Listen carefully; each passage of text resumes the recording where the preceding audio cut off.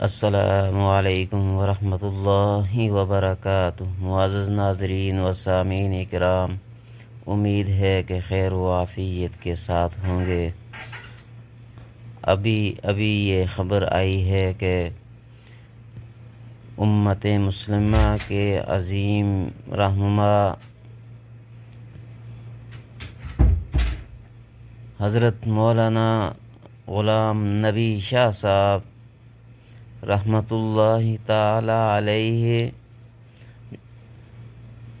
اب ہم میں نہیں رہے، ابھی چند ہی منٹ اس دار فانیہ سے دار البقا کی طرف چل دیے۔